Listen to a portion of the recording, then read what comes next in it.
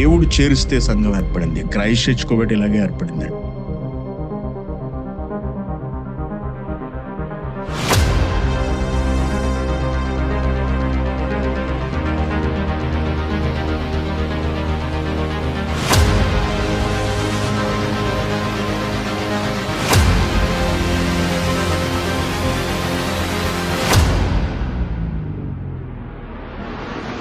మనమందరము మారవలసినటువంటి కాలం అండి. క్రైస్తవ సమాజము ఒక కొత్త మలుపు తీసుకోవాల్సినటువంటి రోజులు ఇవన్నీ కూడా. ఎందుకంటే క్రైస్తవ సమాజం మీద తీవ్రమైన దాడి జరుగుతుంది, బైబిల్ మీద దాడి జరుగుతుంది, క్రైస్తవ ధర్మం మీద దాడి జరుగుతుంది. అనేక విధాలుగా క్రైస్తవులను ఇబ్బంది పెడుతున్నారు, సైద్ధాంతికంగా ఇబ్బంది పెడుతున్నారు. పలు విధాలుగా క్రైస్తవ సమాజాన్ని వాళ్ళు టార్గెట్ చేస్తున్నారు. క్రీస్తును తప్పుడుగా చిత్రీకరిస్తున్నారు, యెహోవాను తప్పుగా చూపిస్తున్నారు, బైబిల్ గ్రంథాన్ని అసలు దైవ గ్రంథమే కాదన్నట్టుగా మాట్లాడుతున్నారు, అసలు క్రీస్తు అనేవాడు చరిత్రలో లేడు అన్నట్టుగా మాట్లాడుతున్నారు. ఇటువంటి పరిస్థితుల్లో క్రైస్తవులు దైవ జ్ఞానాన్ని ఆకలింపు చేసుకుని మొట్టమొదట తమ విశ్వాసాన్ని కాపాడుకుంటూ, రెండవదిగా సభ్య సమాజానికి బైబిల్లో ఉన్నటువంటి వెలుగులను చూపించవలసిన బాధ్యత కలిగిన వారై ఉన్నారు. క్రైస్ట్ చర్చ్ కోవెట్లో కల్తీ లేని స్వచ్ఛమైన నిర్మలమైన వాక్యం లభిస్తుంది.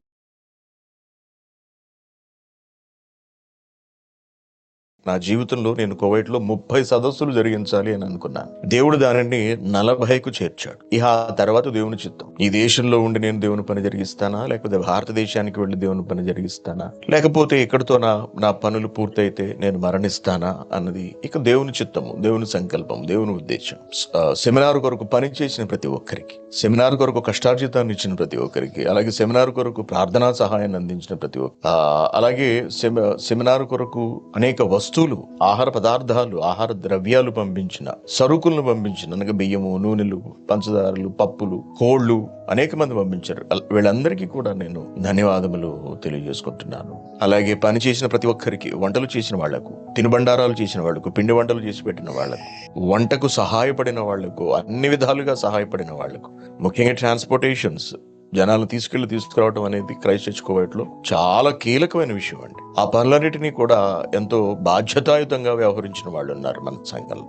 వారందరికీ కూడా నేను క్రీస్తు పేరిట ధన్యవాదములు, కృతజ్ఞతలు తెలియజేసుకుంటున్నాను. కీలకమైన సెక్షన్స్ అనమాట అండి మన దాంట్లో.